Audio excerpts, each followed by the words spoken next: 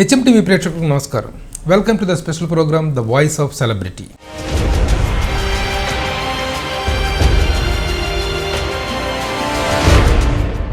నేటి బాలలే రేపటి పౌరులు అన్నది ఎంత నిజమో, నేటి హీరోయిన్లే రేపటి అక్కలు, వదినలు, అమ్మలు, అమ్మమ్మలు అన్నది అంతే నిజం. ఒకప్పుడు హీరోయిన్లుగా ఒక వెలుగు వెలిగి పెళ్ళయ్యాక నట జీవితానికి గుడ్ బై చెప్పేసి వెళ్ళిన చాలామంది హీరోయిన్లు కొన్నేళ్ల తర్వాత సెకండ్ ఇన్నింగ్స్ స్టార్ట్ చేసి అక్క, వదిన, అమ్మ, అమ్మమ్మ పాత్రలో రాణిస్తూ ఉంటారు. అలా ఒకసారి నట జీవితానికి ప్యాకప్ చెప్పేసి వెళ్ళి మరలా మేకప్ వేసుకున్న తారామణుల జాబితాలో ముందు వరుసలో ఉంటారు అలనాటి అగ్రకథానాయిక కవిత. అలా నమ్ముకున్న సినిమా రంగంలోనూ, నమ్మి వచ్చిన రాజకీయ రంగంలోనూ తనకు నమ్మక ద్రోహం జరిగిందని ఆరోపిస్తున్న కవిత ఆవేదననేమిటో ఆమె మాటల్లోనే విందాం. అయితే అంతకంటే ముందు 40 వసంతాల ఆమె సినీ జీవిత ప్రస్థాన ప్రారంభ విశేషాలను కూడా తెలుసుకుందాం. రండి. వెల్కమ్ అండి. నమస్తే అండి. Welcome to HMTV. ఎలా ఉన్నారు? నేను మీ ముందున్నాను, సో ఎలా ఉన్నానో మీరే చెప్పాలి. మీరు గ్లామర్ హీరోయిన్. థ్యాంక్ యూ అండి. ఆ రోజుల్లో ఒక ఊపు ఊపారు, ఒక వెలుగు వెలిగారు. Thank you. చాలామంది టాప్ హీరోలతో మీరు వర్క్ చేశారు ఆ రోజుల్లో. అవునండి. మీరు వర్క్ చేయని హీరో ఎవరు ఉన్నారు అప్పట్లో టాప్ హీరోస్? ఒకే హీరో అండి, శోభన్ బాబు గారు. శోభన్ బాబు గారితో చేయలేదు. ఆయనతో ఒక్కరితోనే ఎలా మిస్ అయింది అనేది నాకు తెలీదు. ఎందుకంటే అది చాలా చిన్న వయసులో నేను హీరోయిన్ అవ్వడం వల్ల నాకు అసలు ఏ సినిమా మార్నింగ్ లేచేటప్పటికి ఏ షూటింగ్కి వెళ్తున్నాను అని అమ్మ ఆ కార్లో కూర్చొని అక్కడికి వెళ్తే కానీ మాకు తెలిసేది కాదు. ఏంటంటే అప్పట్లోని మా మదరే నా డేట్స్ అవన్నీ చూసుకోవడము, స్టోరీ వినడం కానీ ప్రతి ఒక్కటి అమ్మ చేయడం వల్ల మార్నింగ్ లేచి మనం ఈ కార్ ఎక్కామంటే ఎక్కడికి వెళ్తున్నాం, ఓహో ఈరోజు చుట్టాలు ఉన్నారు జాగ్రత్త సాంగ్ చేస్తున్నాము, లేదా డాక్టర్ సినీ యాక్టర్ సీన్స్ చేస్తున్నాము. సో అలాగా అంటే ఏమయ్యేదంటే చెన్నైలో ఉండడం వల్ల 4 భాషల్లో నేను చాలా బిజీగా ఉండేదాన్ని. ఇప్పుడు ఒక ఏవిఎం స్టూడియో మీరు తీసుకున్నారంటే అందులోనే నావి 3 షూటింగ్లు జరిగేవి. మేబీ ఒక మలయాళం, ఒక తమిళు, ఒక తెలుగు అలా జరిగేవన్నమాట. కొన్నిసార్లు నేను షిఫ్ట్ వారీగా చేసిన సినిమాలు కూడా ఉన్నాయి. 3 భాషల్లో కలిపి ఎన్ని సినిమాలు చేశారు? కథానాయికగా చెప్పాలి అంటే 132 సినిమాలు చేశాను. ఒక సిస్టర్ రోల్ కానీ లేదా సెకండ్ లీడ్ కానీ అలాంటివి ఒక 10-15 చేశాను. టాప్ హీరోస్ అందరితో రజనీకాంత్ గారు, కమల్ హాసన్ గారు, ఇక్కడికి వస్తే మన లెజెండరీ రామారావు గారు, నాగేశ్వరరావు గారు, కృష్ణ గారు, మోహన్ బాబు గారు, మురళీ మోహన్ గారు, నారాయణరావు గారు, నరసింహరాజు గారు, రాజా, ఇంకా సుమన్ గారు. కవిత కోసమే కథలు తయారు చేసిన రోజులు ఉన్నాయి. ఆ రోజున హీరోయిన్ ఓరియంటెడ్ ఫిల్మ్స్ చేశారు మీరు. చాలా మిమ్మల్ని దృష్టిలో పెట్టుకొని కనుక కథలు తయారు చేసినవి కూడా ఉన్నాయి కదా. నిజంగా చెప్పాలి అని అంటే ఈరోజు మీలాంటి ఒక సీనియర్ మోస్ట్ జర్నలిస్ట్ ముందు మేము ఉండడం అంటేనే నాకు చాలా హ్యాపీగా ఉంది. మీకు తెలియనివంటూ ఏమీ లేవు. ఆ విషయానికి వస్తే నేను ఎంతో అదృష్టం చేసుకున్నాను అని చెప్పగలను. తెలుగులో ఇంట్రడ్యూస్ అవ్వడం ఎలా జరిగింది? ఓ మంజు సినిమా నేను వర్క్ చేసేటప్పుడు కె విశ్వనాథ్ గారు సిరిసిరి మువ్వ అనే మూవీ స్టార్ట్ చేశారు. ఆ మూవీలో ఏడిద నాగేశ్వరరావు గారు అంటే విశ్వనాథ్ గారు అంటే మీకు తెలుసు, అంతా కొత్త హీరోయిన్స్ ఇంట్రడ్యూస్ చేస్తారు. సో ఆ ప్రాసెస్లో అబ్బో ఇంకా శ్రీధర్ గారు ఇంట్రడ్యూస్ చేశారంటే ఇంకా అమ్మాయి మైండ్ బ్లోయింగ్గా ఉంటుంది. సో మన సిరిసిరి మువ్వకి హీరోయిన్గా పెట్టుకుందామని చెప్పి సెట్కి వచ్చారు. ఆయనకేం తెలుసు, ఏదో ఒక చిన్న పిల్ల ఒక స్కూల్ యూనిఫామ్ వేసుకొని అక్కడ కూర్చొని ఉంది, అదే చూసారు ఆయన. సో సెట్ అంతా తిరిగి డైరెక్టర్ గారి దగ్గరికి వెళ్ళి, సార్ మేము మీ హీరోయిన్ చూడడానికి వచ్చాం సార్, ఎక్కడ సార్ అని అంటే కవిత అని సార్ పిలిచారు. నా స్కూల్ యూనిఫామ్ వేసుకొని గుడుగుడు అని సార్ పక్కన వెళ్ళి నిలబెడితే, ఏంటి సార్ ఈవిడ మీ హీరోయిన్ అని ఏడిద నాగేశ్వరరావు గారు అడిగారు.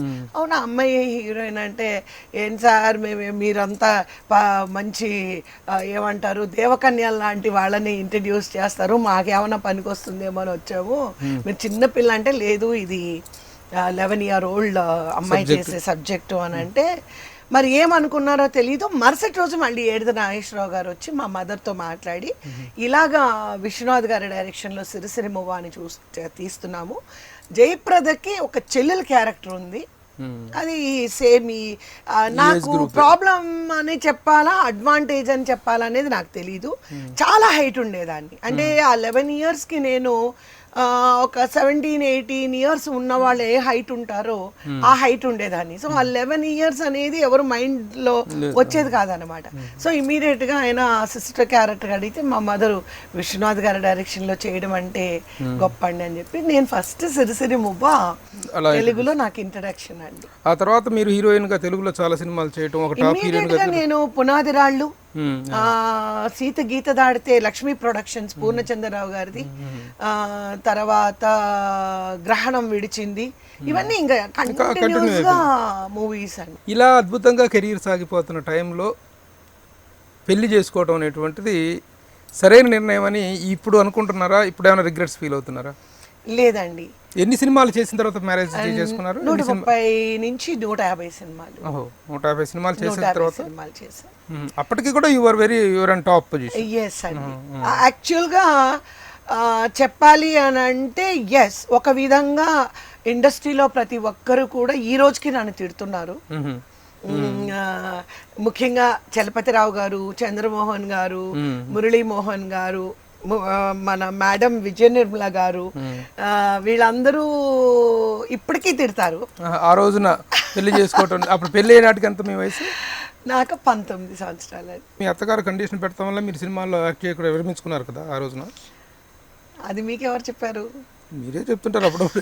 తెలుసు. మా అత్తగారు పెళ్లికి ఒప్పుకోవడానికి ముందు కండిషన్, ఫస్ట్ కండిషన్ అదే.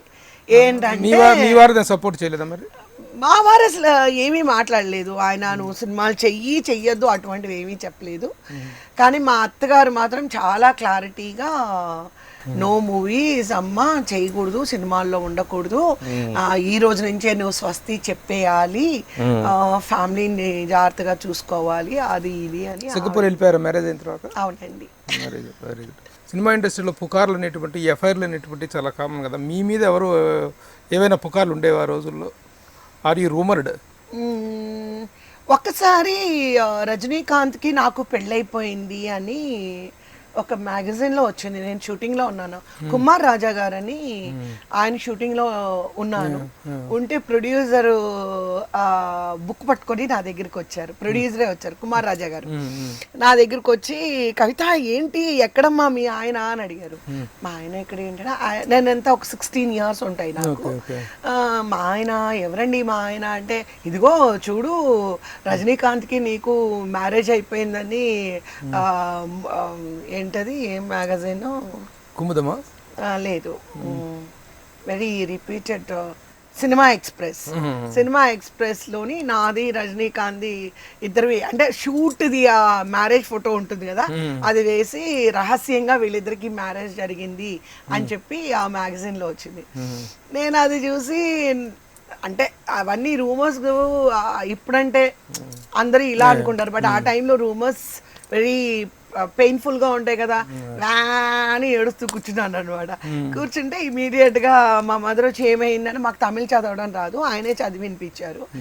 తర్వాత కుమార్ రాజా గారు ఏం చేశారంటే అక్కడే ఉండి సినిమా ఎక్స్ప్రెస్ వాళ్ళకి ఫోన్ చేసి రిపోర్టర్ని రమ్మనమని చెప్పి, ఎలాగా నువ్వు ఇలా రాస్తావు, ఓకే మాకు ప్రూవ్ చెయ్యి అని చెప్పేసి అంటే, సార్ అక్కడ రాసాను చూడండి sir, it is a gossip అని అంటే, నువ్వు ఎట్లారా వేస్తావు, ఇట్లాగా పిచ్చి పిచ్చిగా ఉందా, అమ్మాయి అంత బిజీగా ఉంది, sir she is a top heroine, నువ్వు ఫ్యాక్ట్స్ లేకుండా నువ్వు ఇలా మాట్లాడకూడదు అంటే, లేదు సార్ అని కుమార్ రాజా గారు బాగా వార్నింగ్ ఇచ్చి, కొంచెం నటోరియస్ ప్రొడ్యూసర్ అనమాట ఆయన. వెంటనే నెక్స్ట్ వీక్ లో మరుపు అంటే సవరణ అని చెప్పి వేసి, ఇది మేము పలానా వీక్ లో ఇలా వేసాము, అది నిజమైన న్యూస్ కాదు అని మళ్ళీ అది రజనీకాంత్ గారి మీద వచ్చింది. సినిమా ఇండస్ట్రీ అంటే రకరకాల ఆడవాళ్ళ పట్ల ఒక రకమైన తక్కువ అభిప్రాయం ఉంటుందని, క్యారెక్టర్ల కోసం నీకు క్యారెక్టర్ కావాలంటే క్యారెక్టర్ వదులుకోవాలి అనేటువంటి పరిస్థితులు ఉంటాయనేటువంటిది బయట అందరూ చెప్పుకునేటట్టు విషయాలు. ఈ విషయాల పట్ల, ఇలాంటి ఆడవాళ్ళ పట్ల ఉండే అభిప్రాయాల పట్ల మీ అభిప్రాయం ఏంటి? ఒకటి, ఎవరు చేతులు విరిచి కాళ్ళు కట్టేసి మనల్ని ఇలా ఉంటేనే నీకు వేషం ఇస్తామని చెప్పేవాళ్ళు ఎవరూ లేరు. కాబట్టి మనం తీసుకోవాల్సింది ఎవరి ఇష్టాలవి వారు ఇష్టపడి వెళ్ళే వాళ్ళది వాళ్ళ ఇష్టం. ఇప్పుడు ఎవరైనా ఒక వ్యక్తిని అడిగారు అనుకోండి, వాళ్ళకి ఇష్టం ఉంటే వెళతారు, ఇష్టం లేకపోతే మానేసుకుంటారు. కానీ ఏ నిర్మాత కానీ ఏ దర్శకుడు కానీ కాళ్ళు చేతులు విరక్కొట్టి నువ్వు ఉండాలి అని చెప్పే అంటే అలాంటి పరిస్థితులు కల్పించడం అనేటువంటి జరుగుతుందట కదండి. ఒకసారి కమిట్ అయిన తర్వాత లేకపోతే క్యారెక్టర్ నీకు ఫైనల్ కావాలి అంటే unless you yield you have no character, unless you lose your character you have no character అనేటువంటి పరిస్థితులు ఉన్నాయి అనేటువంటిది బయట చెప్పుకునేటువంటిది. ఇంత కెరీర్ చూసినటువంటి మీరు ఇన్ని సినిమాల్లో హీరోయిన్, ఎందుకంటే నాకు అలాంటి ఈ పరిస్థితుల మీద మీరు చేసే కామెంట్ ఏంటి? అంటే నాకు ఇంతవరకు నేను అటువంటిది నేను ఎక్స్పీరియన్స్ కాలేదండి. ఎందుకంటే లేనివి నేను చెప్పడం అనేది నాకు ఇష్టం ఉండదు. మీకు తెలుసు నేను చాలా బోల్డ్గా ఉంటాను. ఏదైనా ఉంటే ఎస్ ఇలా ఉన్నారండి అని కుండ బద్దలు కొట్టినట్టు నేను చెప్పగలిగే ధైర్యం నాకు ఉంది. కానీ ఏమో తెలీదు మరి, అంటే ఒక టాప్ హీరోయిన్ రేంజ్ లో కాకపోతే ఒక సెకండ్ గ్రేడ్ ఆర్టిస్టులు సెకండ్ లేయర్ లో ఇలాంటివి జరుగుతుంటాయి. నేను అలా అనుకోవడం లేదండి. తప్పులు చేయడానికి పెద్ద చిన్న అని నేను అనుకోవడం లేదు. వాళ్ళకి మనసుకు సంబంధించింది తప్ప వాళ్ళ స్ట్రేచర్ కి సంబంధించింది కాదు అని నేను అనుకుంటున్నాను. మీ కెరీర్ చూసుకున్నట్టయితే first innings most successful innings, second innings start చేసిన తర్వాత నిన్నే పెళ్ళాడతా సినిమాతో you have started your second career, second innings. Are you happy with the way it is going? నా రీఎంట్రీలో నేను ఆల్మోస్ట్ చెన్నైలో ఉన్నంత వరకు, ఇది మీరు you have to take this very seriously, చెన్నైలో ఉన్నంత వరకు తెలుగు సినిమాల్లో బిజీగా ఉన్నాను. అంటే ఇంకా అందరూ ఏమన్నారు, మీరు 25 రోజులు ఇక్కడే ఉంటున్నారు, గ్రీన్ పార్క్లోని గోల్కొండ హోటల్లో ఇంత బిల్ అవుతుంది, మీరు ఇక్కడికి షిఫ్ట్ చేసేసారంటే ఆ అమౌంట్ ప్రొడ్యూసర్లకి సేవ్ అవుతుంది. సో మీరు ఎందుకు షిఫ్ట్ చేయకూడదు అంటే నేను కూడా అనుకున్నాను, అరే పిల్లలకి దగ్గర నుంచి నేను దూరంగా ఉన్నానని చెప్పేసి ఇంకా వాళ్ళ 10th స్టాండర్డ్ వాళ్ళని 10th అయ్యేదాకా మనం షిఫ్ట్ చేయడానికి వీలు పడదని 10th అయిన తర్వాత నేను షిఫ్ట్ చేయడం జరిగింది. కాకపోతే మన తెలుగు ఇండస్ట్రీ హైదరాబాద్కి షిఫ్ట్ అయిన తర్వాత నేను తెలుసుకున్నది ఏంటంటే ఇక్కడ ఉన్న వాళ్ళకి వేషాలు రావు అని. చెన్నై నుంచి అయితే తీసుకొస్తారు, వేరే దగ్గర నుంచి అమెరికా నుంచి కూడా తీసుకొస్తారు, అమెరికా నుంచి కూడా తీసుకొస్తారు. ఎవరైనా అమెరికాలో ఉన్నారు, సపోజ్ అక్కడ స్టే చేస్తున్నారు అని అంటే వీళ్ళు అమెరికా నుంచి టికెట్ పెట్టుకొని తాజ్ హోటల్లో పెట్టి 5-6 మందికి ఫ్లైట్ టికెట్లు ఇచ్చి, సపోజ్ ఆ ఆర్టిస్ట్ కి ఇక్కడున్న ఆర్టిస్ట్ కి ₹1,00,000 ఖర్చు అయితే అక్కడున్న ఆర్టిస్ట్ కి ఒక 30 లక్షలు ఖర్చు అవుతున్నాయంటే చేస్తారు. అది నేను తెలుసు. లోకల్ అంటే లోకు అని అర్థం. ఎస్, అది కనిపిస్తుంది ఇక్కడ. ఎస్, 100% కాదు, 200%. షిఫ్ట్ అవటం అనేటువంటి తప్పు అనుకుంటున్నారు ఇప్పుడు? తప్పు చేశారు. ఇప్పుడు ఏమైపోయిందంటే అమ్మ పెట్టదు అడుక్కు తిన్నివ్వదని. ఇప్పుడు నేను చెన్నైలో ఉండుంటే తమిళ్, తెలుగు, కన్నడ, మలయాళం చేసేదాన్ని. ఇప్పుడు ఈ తెలుగు ఇండస్ట్రీ మీద ప్రేమతో, తెలుగు అమ్మాయినన్న ఒక అభిమానంతో, మన అన్న ఒక గౌరవంతో నేను హైదరాబాద్కి షిఫ్ట్ చేస్తే మన తెలుగు ఇండస్ట్రీ ఇచ్చిన ఒక గొప్ప బహుమానం ఏంటంటే నాకు షూటింగ్స్ లేకుండా చేయడం, నన్ను ఐడియల్గా కూర్చోబెట్టడం. నేను ఎప్పుడైతే ఇక్కడికి వచ్చేసానో తమిళ వాళ్ళు తమిళ్ కానీ కన్నడ కానీ మలయాళం కానీ చేసే పరిస్థితి లేక వాళ్ళకి ఏంటంటే కవిత గారు హైదరాబాద్ వెళ్ళిపోయారు, ఆవిడ అక్కడ ఉండడం వల్ల ఆవిడ బిజీగా ఉన్నారేమో అని తమిళ సినిమాలు పోయాయి, కన్నడ సినిమాలు పోయాయి, మలయాళం పోయాయి. ఆఖరికి ఇక్కడికి వచ్చేటప్పటికి ఇక్కడ లోకల్ వాళ్ళకి ఇవ్వరు. మీరు హైదరాబాద్ లో ఉంటే మీకు సినిమాలు ఇవ్వరు అనేది మాత్రం మనము గోల్డెన్ వర్డ్స్ తో రాసుకోవచ్చు. ఎందుకు అనంటే ఒక తల్లి క్యారెక్టర్ వల్ల సినిమా 300 రోజులు ఆడుతుందనో, ఒక తల్లి క్యారెక్టర్ వల్ల సినిమా అట్టర్ ఫ్లాప్ అవుతుందనో చరిత్రలో లేదు కదా. సో పోనీ కవిత ఒక ఇప్పుడున్న అల్లు అర్జునో లేకపోతే ప్రభాసో లేకపోతే నారా లోహితో వాటెవర్ హీరోస్కైనా మదర్గా అసలు ఆవిడ పనికే రారు అని అంటే మరి అది వాళ్ళకే తెలియాలి, అది నాకు తెలియదు. మీరు చెప్తున్నాను ఇప్పుడు చూస్తే ఇప్పుడు మీరు సినిమాలు ఏం చేయట్లేదు, ఇన్ హ్యాండ్ సినిమాలు ఏం లేవా మీకు? నేను 10 years నుంచి నాకే మూవీస్ లేవండి. 10 years నుంచి ఖాళీగా ఉన్నారు మీరు? హైదరాబాద్ లో కాలు పెట్టిన దగ్గర నుంచి లేవు. హైదరాబాద్ షిఫ్ట్ అవడానికి ముందు వరకు 25 days నేను హైదరాబాద్ లో 3-4 సినిమాలు కంటిన్యూస్గా చేస్తూ ఉన్నాను. హైదరాబాద్కి నేను షిఫ్ట్ అయ్యాను, టోటల్గా నాకు సినిమాలు లేవు. ఇన్ని సంవత్సరాలుగా ఇండస్ట్రీలో ఉన్న మీ స్థాయి ఆర్టిస్ట్కి 10 సంవత్సరాలుగా మేకప్ వేసుకోలేదు, సినిమాలో నటించలేదు అనేటువంటిది, ఒక తెలుగు సినిమాలో నటించలేదు అనేటువంటిది రియల్లీ ఆలోచించాల్సిన విషయం. ఇండస్ట్రీ వాళ్ళు కానీ మరి ఎవరైనా సరే ఇక్కడ దర్శకులు కానీ నిర్మాతలు కానీ నేను ఎన్నో ఓపెనింగ్స్ లోని వినాయక్ గారిని, పురి గారిని, శ్రీను వైట్ల గారిని, బోయపాటి శ్రీను గారిని, తర్వాత ఇలా పెద్దవాళ్ళందరితో కూడా నేను మాట్లాడడం జరిగింది. ఏంటండి నన్ను హైదరాబాద్ షిఫ్ట్ చేయించారు ఏంటంటే, లేదు మేడం మీరు చేసే అంత క్యారెక్టర్స్ ఎక్కడ రావట్లేదంటే, మరి నాకు చేయడానికి కొత్తగా మరి కథలు సినిమాలన్నింటిలో మదర్లు లేరా? మీరు చెప్పిన ఈ దర్శకులు అందరి సినిమాల్లో మీరు బాధపడుతున్న బాధ ఇంకా చాలా మంది ఇలాంటి అసంతృప్తి ఉన్నటువంటి తెలుగు ఆర్టిస్టులు, తెలుగు నటీమణులు చాలా మంది ఉన్నారు. చాలా మంది ఉన్నారు. మీరు అందరూ కలిసి ఏదైనా ఒక కార్యాచరణ లాగా ఎందుకు తెలుగు వాళ్ళని ఇలా నిరాదరిస్తున్నారు అని మీరు ఇండస్ట్రీలో ఎవరైతే పెద్దలు అనుకుంటున్నారో, ఎవరో ఎందుకు మీ మూవీ ఆర్టిస్ట్ అసోసియేషన్ ఉంది, మీ మూవీ ఆర్టిస్ట్ అసోసియేషన్ ద్వారా ఒక రెజల్యూషన్ పాస్ చేయించుకొని దానికి ఏదైనా ఒక ఇప్పుడు దీనికి ఇంకా ఇక్కడ ఇండస్ట్రీలో సినిమా ఇండస్ట్రీ అనేటువంటి దాంట్లో ఎంప్లాయ్మెంట్ గ్యారంటీ అనేటువంటిది లేదు. ఎవరికి ఎవరి ఎంప్లాయ్మెంట్కి ఎవరు గ్యారంటీ ఇవ్వరు ఇక్కడ. అలాంటి పరిస్థితుల్లో మీరు ఎలాంటి ఒక సెక్యూరిటీని కానీ ఒక సమాధానాన్ని కానీ మీరు ఎక్స్పెక్ట్ అంటున్నారు కదా. ఇదే తమిళనాడులో మీకు తెలుసా, ముందు లోకల్ ఆర్టిస్టులకి ప్రిఫరెన్స్ ఇచ్చి ఆ తర్వాతే బయట ఆర్టిస్టులు కానీ బయట టెక్నీషియన్స్ కానీ తీసుకుంటారు. అక్కడున్న ఆ యూనిటీ మనకెందుకు లేదు అనేది నా ప్రశ్న. ఒక శరణ్య ఉందండి, శరణ్య డేట్ అడుగుతారు, లేదు అంటే బెంగళూరు నుంచి ఈవిడిని తీసుకురండి, లేకపోతే ఈవిడిని కవితని హైదరాబాద్ నుంచి తీసుకురండి అంటారు. Once she is available or Vadivukkarasi is available, C R Saraswathi is available, they won't go for other alternative. They don't bother. మాకు అవసరం లేదు. మా వాళ్ళకి మేము కూడి పెట్టిన వాళ్ళం, మమ్మల్ని నమ్ముకున్న ఇండస్ట్రీకి మేము చేయని వాళ్ళం, బయట వాళ్ళని మేము ఎందుకు తీసుకురావాలి? మీరు చూడండి, అక్కడ ఆర్టిస్టులు బయట వాళ్ళు తక్కువ మంది ఉంటారు. ఫస్ట్ ఏ సినిమా మీరు చూసినా కూడా అంతా వాళ్ళే ఉంటారు.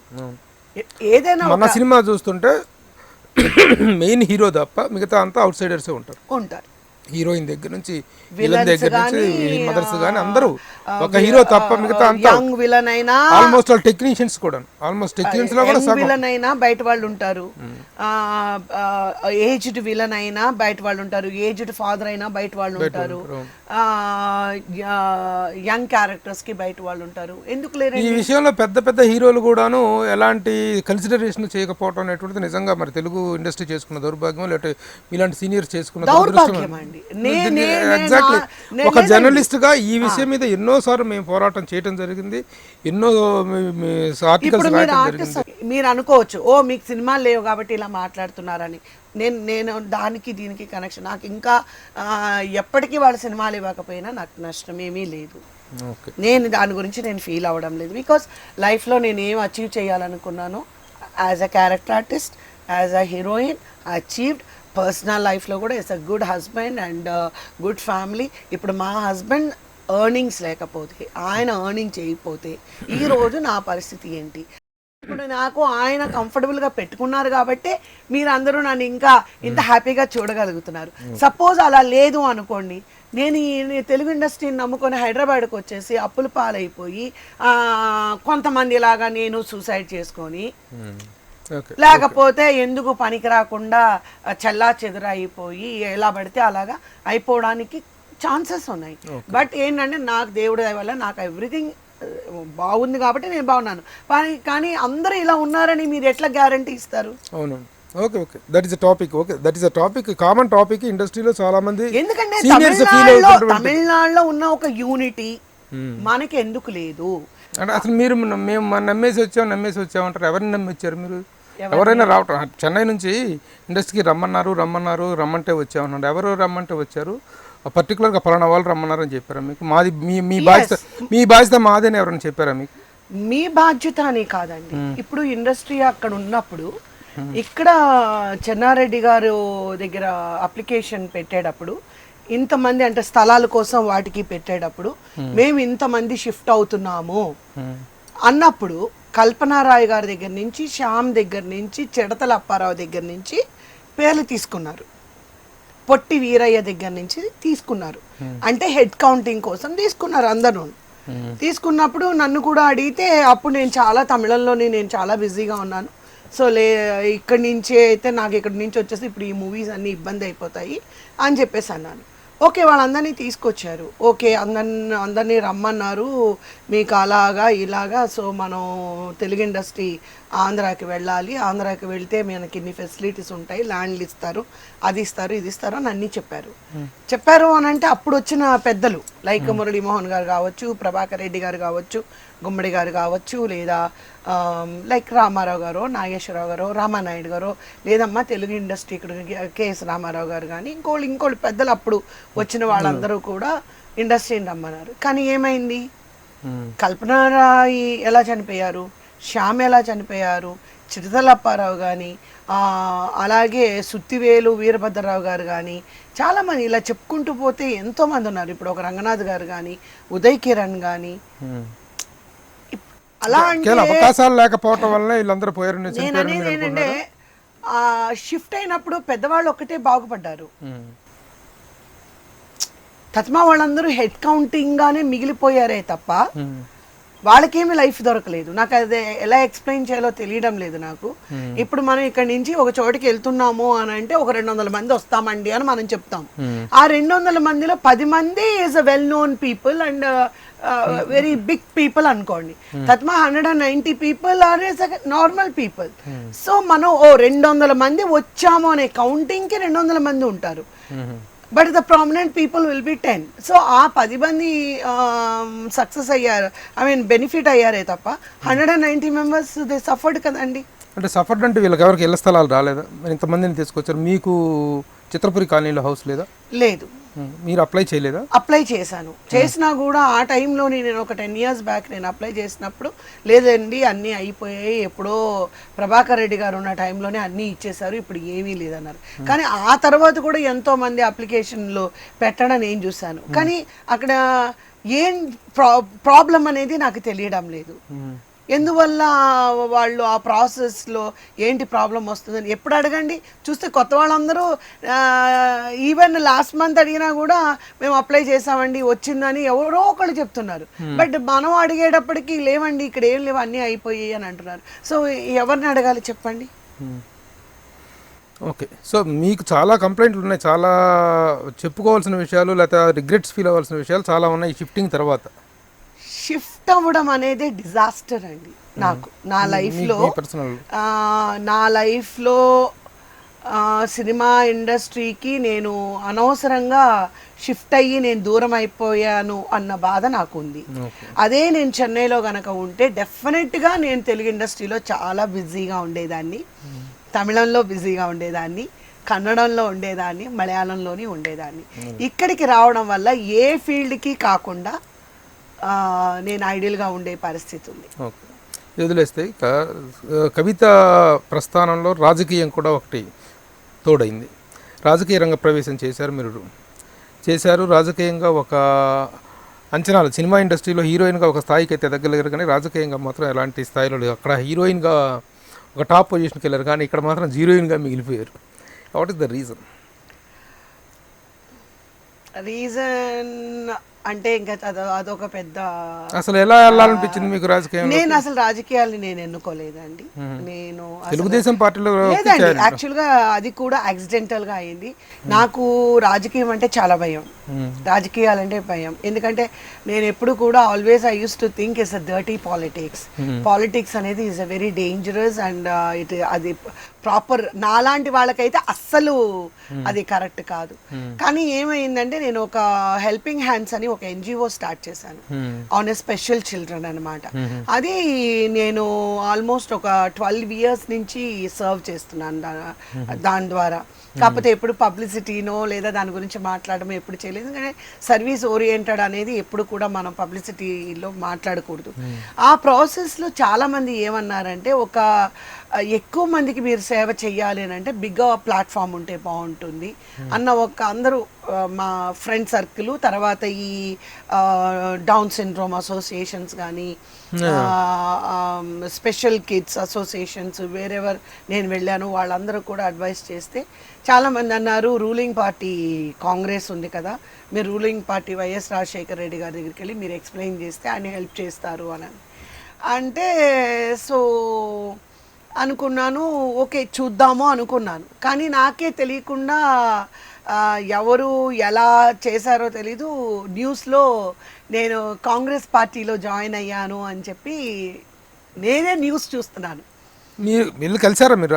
ఏం లేదు, ఇలా ఏదో ఇలా డిస్కషన్స్ జరుగుతూ ఉండగా సడన్ గా నేనే న్యూస్ లో చూస్తున్నాను కాంగ్రెస్ లో తీర్థం పూడ్చుకున్న సినీనటి కవిత అని. నేను ఇమీడియట్లీ నేను ఇదేంట్రా, నేను కాంగ్రెస్ తీర్థం పుచ్చుకోవడం ఏంటి అసలు లాంగ్వేజ్ అని, అప్పటికి ఆ భాషలు కూడా నాకు తెలియదు ఏంటి అని అంటే immediately I got a call from Telugu Desam party. So Telugu Desam party నుంచి కాల్ వచ్చి, ఎందుకమ్మా మీరు రామారావు గారి మనుషులు, మీరు ఎట్లా కాంగ్రెస్ లో జాయిన్ అవుతారంటే, ఎవరు చేశారు ఫోన్? తెలుగుదేశం ఎవరో చేశారు, చెప్పండి పేరు చెప్పండి. ఖమ్మం పాటి గారు ఫోన్ చేశారు. ఖమ్మంపాటి రామ్మోహన్ గారు ఫోన్ చేసి అదేంటమ్మా అన్నారు. అదేంటమ్మా అని అంటే నేనన్నాను లేదు సార్ నాకేమీ తెలీదు, మరి అది ఎలా వేశారో తెలీదు అని అంటే, లేదు మీరు రావాలి వచ్చి చంద్రబాబు నాయుడు గారిని కలవాలి అని అంటే మళ్ళీ అదొక హెజిస్టెంట్ నాకు. ఈ లోపల అంబికా కృష్ణ గారు కూడా ఫోన్ చేసి, ఏంటమ్మా టీవీలో ఇలా వస్తుంది, మనం అంతా రామారావు గారు మనుషులో, ఇండస్ట్రీకి సంబంధించిన మనుషులో, మనం రామారావు గారు పెట్టిన పార్టీలో. అయ్యో నేను అన్నాను లేదండి అసలు నేను నా ఆలోచనే లేదు అంటే, లేదు నువ్వు బాబు గారిని ఒకసారి వచ్చి కలవాలి అని అంటే, నేను అన్నాను ప్లీజ్ వద్దండి నాకు రాజకీయాలు వద్దు, నేను రాను, నాకు ఇష్టం లేదు అని. పోనీలే నువ్వు రావద్దు, నువ్వు మీ వారు వచ్చి ఒకసారి బాబు గారితో మాట్లాడండి అంటే, నేను మా హస్బెండ్ ఇద్దరం కలిసి చంద్రబాబు నాయుడు గారితో మాట్లాడడం జరిగింది. ఆల్మోస్ట్ మేము ఒక 1 hour మాతో మాట్లాడారు. మాట్లాడితే నేను అన్నాను సార్ నాకు నిజంగా పాలిటిక్స్ తెలీదు, ఏదన్నా మీకు అంటే రామారావు గారికి ప్రచారానికి వెళ్ళాను, మీకు వచ్చాను, నేను మీ ప్రోగ్రామ్స్ చాలా అటెండ్ చేశాను, అంతేకాని ప్రచారాల్లో పాల్గొన్నారు మీరు? నేను రామారావు గారు తెలుగుదేశం పెట్టినప్పుడు 16-15 years అప్పుడే నేను ప్రచారానికి వెళ్ళాను రామారావు గారితో. ఆయన ఎవరు రానివ్వలేదు కదా, ఆయన ఒక్కళ్ళే వెళ్ళారు కదా? మేమందరం వెళ్ళాము, నేను మురళీమోహన్ గారు. అప్పుడు పార్టీ పెట్టిన కొత్తలో విలేజెస్ అంతా మేము తిరిగాం అనమాట. ఆయన తిరగడం అంటే నాకేం తెలియదు, ఊరికే కూర్చుంటాం సార్తో పాటు.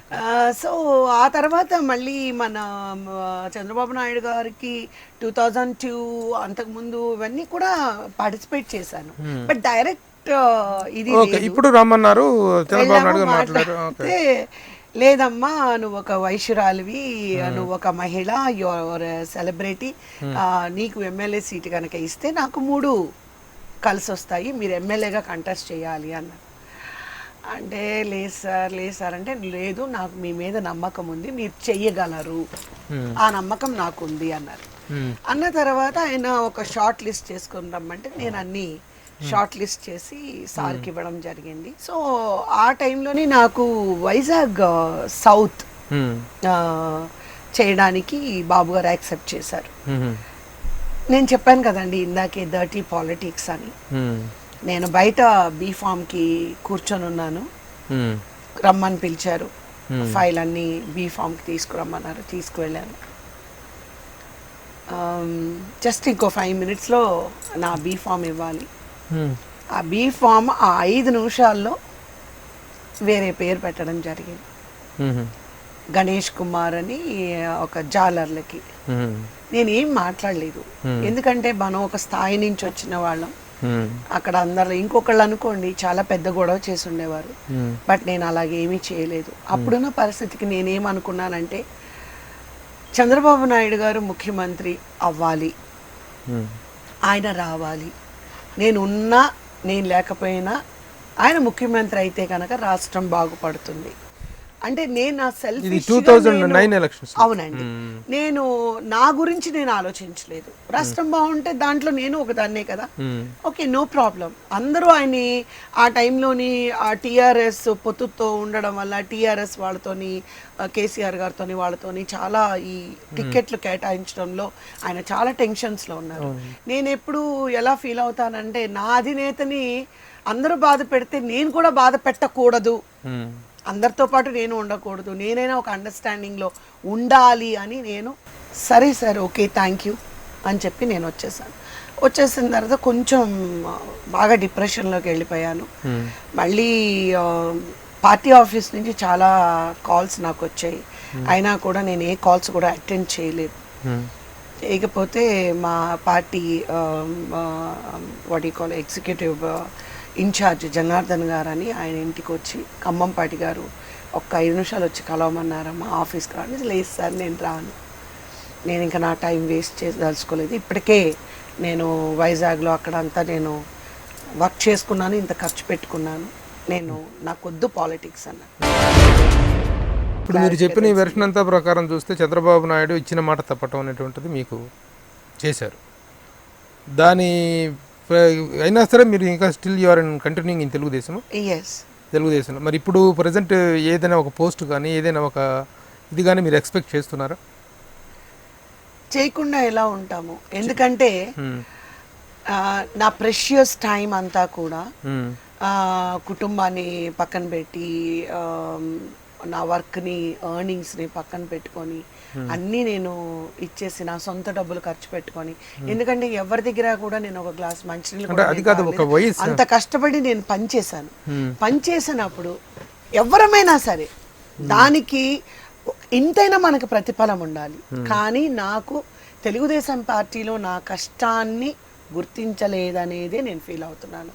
నన్ను నా కష్టాన్ని అంటే నేను ఆ పార్టీలో చేరినప్పుడు ఎంతోమంది అన్నారు లేదు చంద్రబాబు నాయుడు గారు మాట మీద నిలబడే వ్యక్తి కాదు అని. అంటే నేను నా ఫీలింగ్ ఏంటంటే తెలుగుదేశంలో పుట్టాను, తెలుగుదేశంలో పెరిగాను, చాలా సెన్సిటివ్ నేను తెలుగుదేశం విషయంలో.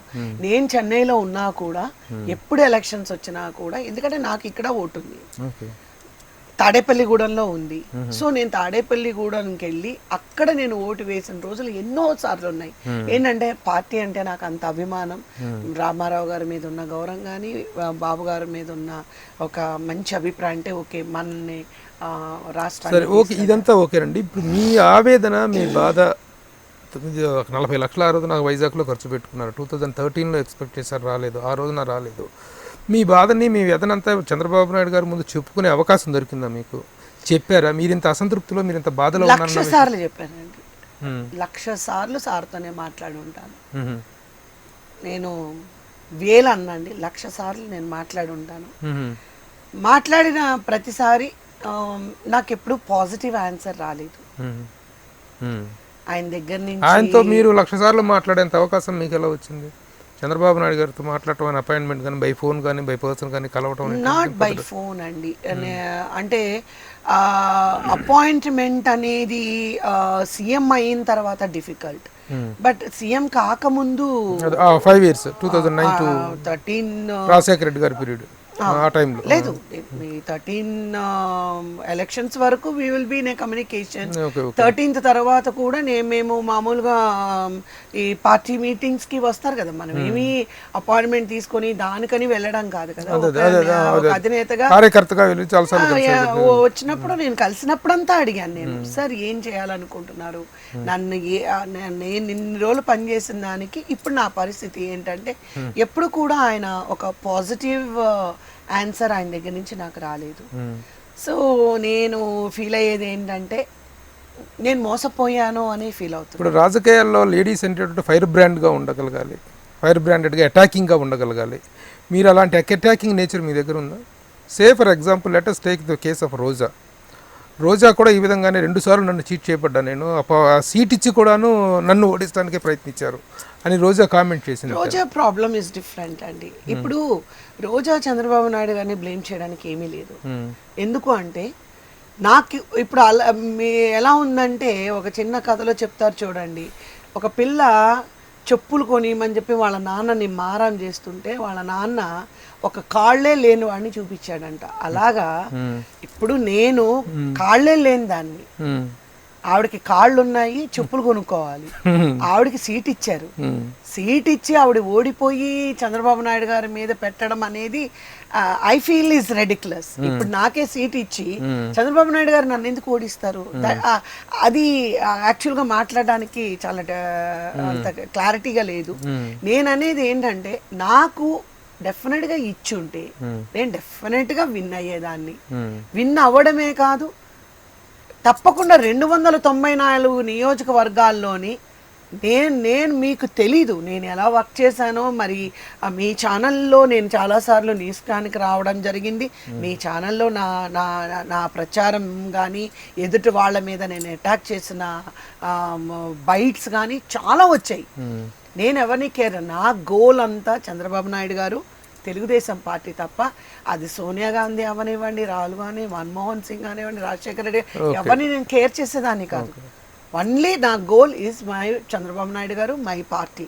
అంత ఇదిగా నేను అంత హార్ట్ఫుల్గా పనిచేసినప్పుడు ఈ రోజు నన్ను ఇలా క్రాస్ రోడ్లో వదిలేశారు అనేది మాత్రం ఇది నాకు కాదు, గ్లోబల్గా అందరికీ తెలుసు. నేను మాట్లాడే మాట కాదు. అంటే నేను ఇదేమి పెద్ద political film industry is not a secret, it's open fact. It is వాడుకొని వదిలేటది కాంగ్రెస్ సంస్కృతి అంటారు అందరూ. ఆ సంస్కృతి తెలుగుదేశంలో కూడా ఉందని మీ ఉదంతం ద్వారా నిరూపితం అవుతుందని మీరు భావిస్తున్నారా? ఎలాగా వాడుకొని వదిలేయటం అనేటువంటిది కాంగ్రెస్ సంస్కృతి అనేటువంటి ఒక ప్రచారం ఉంది, ఒక అభిప్రాయం ఉంది.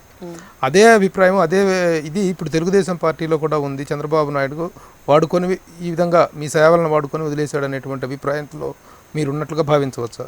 నేను ఒక్కదాన్నే అని ఎందుకు అనుకోవాలండి, నాలాంటి వాళ్ళు చాలా మంది ఉన్నారు. ఇప్పుడు మీరు నాతో మాట్లాడుతున్నారు కాబట్టి మీకు తెలుస్తుంది, కానీ ఎంతమంది బయటకు వచ్చి మాట్లాడే పరిస్థితి ఉంటుంది. ఇలాంటి పరిస్థితుల్లో రాజకీయంగా మీ భవిష్యత్తు ఎలా ఉండబోతుంది? నేను యాక్చువల్గా ఎప్పుడైతే 2013లో అలా చేసి రూలింగ్ వచ్చిన తర్వాత డెఫినెట్గా నీకు ఫ్యూచర్ ఉంటుంది అని చెప్పిన తర్వాత నేను ఎమ్మెల్సీ కూడా ట్రై చేశాను. 2013 తర్వాత లాస్ట్ బంచ్లో ఎమ్మెల్సీ వచ్చినప్పుడు నేను చాలా ప్రయత్నం చేశాను. ఎమ్మెల్సీ తీసుకొని నేను చంద్రబాబు నాయుడు గారితో ఏమన్నానంటే, సార్ నాకు ఎమ్మెల్సీ ఇవ్వండి. సో నేను అప్పుడు ఒక నియోజకవర్గానికి స్టక్ అవ్వను, అంటే అక్కడే ఉండిపోను. ఎమ్మెల్సీ ఇవ్వడం వల్ల నేను 294 నియోజకవర్గాలకి వెళ్ళి పనిచేసే పరిస్థితి ఉంటుంది. ఇప్పుడు ఎమ్మెల్యే అనుకోండి, నేను ఒక నియోజకవర్గానికి పరిమితం అయిపోతాను అన్నాను. చూద్దాము అన్నారు, దానికి నాకు పాజిటివ్ ఆన్సర్ రాలేదు. ఇప్పుడు మొన్న ఇలాంటి పరిస్థితుల్లో పార్టీ మారటం కానీ, వేరే పార్టీ వైపు నుంచి ఆహ్వానాలు రావటం కానీ, పార్టీ మారనే ఆలోచన కానీ ఏదైనా ఉందా మీకు? వేరే పార్టీల నుంచి ఆహ్వానాలు నాకు 2009 నుంచే ఉన్నాయండి. ఏంటంటే కష్టపడే వాళ్ళకి ఎక్కడైనా రెడ్ కార్పెట్ ఉంటుందండి. నేనేమి ఏసీ రూమ్లో కూర్చొని ఏమంటారు స్టేట్మెంట్ ఇచ్చే మనిషిని కాదు. క్షేత్రస్థాయిలో కూర్చొని పనిచేసే, క్షేత్రస్థాయిలో వెళ్ళి పనిచేసే వ్యక్తిని. కాబట్టి నాలాంటి వాళ్ళు కష్టపడి పనిచేసే వాళ్ళకి ఏ పార్టీ అయినా ఆహ్వానం ఉంది. కానీ ఉంది, అన్ని పార్టీల నుంచి ఉంది, నాకు రెడ్ కార్పెట్ ఉంది. అన్ని పార్టీల్లోంచి నాకు రెడ్ కార్పెట్ ఉంది. కానీ నేనేంటంటే ఒక పాలిటిక్స్ అంటేనే విరక్తి చెందిపోయి ఉన్నాను. ఇన్ని రోజులు నేను ఇక్కడ కష్టపడి పనిచేసి ఏమీ లేకుండా నాకు ఈ రోజు నేను ఒక క్రాస్ రోడ్లో నేను నిలబడి ఎంప్టీ హ్యాండ్స్తో నేను ఉన్నాను. నా ప్రెషియస్ టైం కానీ, నా డబ్బు కానీ, ఓకే డబ్బు అనేది నేను పెద్దగా ఆలోచించట్లేదు. నా టైం 10 సంవత్సరాలు నేను వేరే దేని మీదైనా కాన్సన్ట్రేట్ చేసి ఉంటే. ఈ రిగ్రెట్స్ తాలూకు రిటార్ట్ మీరు ఎలా ఇవ్వబోతున్నారు, ఎలా తీసుకుందాం అనుకుంటున్నారు? రెవెంజియస్ ఫీలింగ్ ఏదైనా ఉందా? అటువంటిది ఏమీ లేదండి. I'm leaving it to the god. దేవుడికే living it to the god and living it to the Chandrababu Naidu. ఇంకా బాబు గారు విజ్ఞతకే మనం వదిలేయాలి. ఇప్పుడు బాబు గారు ఎలా అంటే కష్టపడిన వాళ్ళని నేను ఎప్పటికీ వదిలిపెట్టను అనేది బాబు గారి స్టేట్మెంట్. ఎప్పుడు కూడా పార్టీ కోసం కష్టపడిన వాళ్ళని నేను వదిలిపెట్టను. ఇప్పుడు నన్ను చూసారంటే ప్రచారానికి వెళ్ళాను, సార్ పాదయాత్రలో ఉన్నాను, నేను అలాగే సభ్యత్వానికి ఉన్నాను, ధర్నాల్లో ఉన్నాను, న్యూస్ క్యాన్లో ఉన్నాను, ఎవరు ఏమన్నా కూడా ఫైట్ చేశాను. గ్రామం కుగ్రామాలకు కూడా నేను ప్రచారం చేసిన రోజులు ఉన్నాయి. తిండి తిప్పలు లేకుండా, నిద్రాహారాలు లేకుండా పనిచేసిన రోజులు ఉన్నాయి. అంటే అవన్నీ డెఫినెట్గా బాబుగారికి తెలియని విషయం అంటూ లేదండి. బాబుగారికి తెలియకుండా ఏ విషయం జరగదు. నేను ఎక్కడ ఏ ప్రచారం చేసినా ఆ రిపోర్టు సార్ దగ్గర ఉంటుంది. కాకపోతే ఎందుకు న్యాయం చేయడం లేదు అనేది నాకు కూడా ఒక పెద్ద క్వశ్చన్ మార్క్. ఏంటనేది నాకు తెలియదు. సో కాబట్టి నేను ఆయనకే వదిలేస్తున్నాను. ఓకే కవిత గారు, విల్ కంక్లూడ్ ద ఇంటర్వ్యూ. హీరోయిన్గా మీ first innings, it is a wonderful innings, greatest innings. బహుభాష అన్నట్టుగా 4 భాషల్లో అందరు అగ్ర హీరోలతో, అగ్ర నిర్మాతలతో, దర్శకులతో పనిచేశారు. సెకండ్ ఇన్నింగ్స్లోకి వచ్చిన తర్వాత కూడా ఒక స్థాయి వరకు వెళ్ళగలిగారు. ఆ తర్వాత షిఫ్ట్ అయిన తర్వాత దెబ్బతిన్నారు, బ్రేక్ అయింది. తర్వాత రాజకీయాల్లో 2 సక్సెస్లు, 2 ఫెయిల్యూర్లు. This is the overall analysis of your career. First innings, second ఇన్నింగ్స్లో హాఫ్ ఆఫ్ దట్. తర్వాత షిఫ్ట్ అయిన తర్వాత మీరు దెబ్బతిన్నారు. This is all about your career. Finally what do you feel, what do you say to the audience? మీ career గురించి మీరేమనుకుంటున్నారు? నేను సినిమాలు లేవనే రిగ్రెషన్ లేదండి. ఎందుకంటే ఇనఫ్ నేను చేశాను. నేను బాధపడేది ఏంటి అంటే, మన తెలుగు ఇండస్ట్రీలో నటించగలిగే శక్తి ఉన్న ఆర్టిస్టులకి, కెపాసిటీ ఉన్న వాళ్ళకి ఎందుకు మన ఇండస్ట్రీ ఆదరించడం లేదు అన్న బాధ తప్ప, నాకు సినిమాలు లేవు అనే బాధ. అంటే నేను comfortable, I'm very comfortable life, I'm very happy life I'm leading. సినిమాలు ఉంటేనే నేను సంతోషంగా ఉంటాను అనేది కాదు. Politics is also regret. Politics మాత్రం రిగ్రెట్. ఈ మధ్య మీరు ఏదో కమిటీలో కూడా ఉన్నారు కదా, టీవీ అవార్డ్స్ కమిటీ, నంది వాళ్ళ TV award committee. Telugu Desam party వాళ్ళు ఇచ్చిందే కదా? అవునండి. అది ఒక పొజిషనే కదా. అది మీకు చేసిన ప్రతిఫలంగా అనుకుంటున్నారా? అది మీకు వేసిన తాయిలం అనుకుంటున్నారా? అది ఏమనుకుంటున్నారు దాన్ని? మీరు ఆశించింది ఒక ఇది టీవీ అవార్డ్స్ కమిటీ చైర్పర్సన్గా మిమ్మల్ని నామినేట్ చేశారు చంద్రబాబు. అది ప్రతిఫలంగా భావిస్తున్నారా? మీ సేవలకి గుర్తింపుగా భావిస్తున్నారు. మరి ఎందుకు యాక్సెప్ట్ చేశారు దాన్ని? నేను ఒక ఆర్టిస్ట్ని. నంది అవార్డ్ అనేది వెరీ ప్రెస్టీజియస్. ఇది ఒక ఆర్టిస్ట్గా ఉండేటప్పుడు దానికి ఒక చైర్పర్సన్గా ఉండి దానికి ఒక న్యాయం చేయమని అడిగినప్పుడు it is a work. Party పరంగా వచ్చినటువంటి ఆఫరేగా ఇదే కాదు. దాన్ని నేను పొలిటికల్గా నేను అసలు తీసుకోలేదండి. నేను పొలిటికల్గా మీ అసంతృప్తిని ఏ విధంగానూ తృప్తిపరిచేటువంటి ఆఫర్ అయితే కాదు ఇది. Committee TV awards committee member chairman సంబంధం లేదండి. పొలిటికల్ అనేది పొలిటికల్ గానే కదా ఇస్తారండి. ఈ డిసిషన్స్ తీసుకునేది వీటిలో ఉండేది పొలిటికల్ ఇదే కదా. అలాగనే కాదు. లేకపోతే మీరు కాకపోతే ఎంతమంది ఉన్నారు? కవిత గారికి ఎందుకు ఇవ్వాలి? నారాయణరావు గారు ఉన్నారు, కోడి రామకృష్ణ గారు ఉన్నారు కమిటీలో మెంబర్స్. చైర్మన్ 4 నలుగురిని సెలెక్ట్ చేశారు. Obviously it is okay. ఉండొచ్చు ఆయన ఓకే మన పార్టీకి పనిచేసింది కదా అనే ఒక ఫీలింగ్ లో కూడా ఇచ్చి ఉండొచ్చు. బట్ నేను పొలిటికల్ గా ఉన్నందుకు ఇది అని నేను చెప్పను. దానికి ఇది కాదు. ఒకవేళ ఇదే మీకు అది సాటిస్ఫాక్టరీ కాంపెన్సేషన్ కాదు. నేను నా వర్క్ కి ఇది కాంపెన్సేషన్ డెఫినెట్లీ కాదండి. ఓకే ఓకే ఓకే ఓకే కవిత గారు, ఎందుకంటే అండి పాలిటిక్స్ అనేది నేను పార్టీలో ఉండి ప్రజలకి సేవ చేయాలి.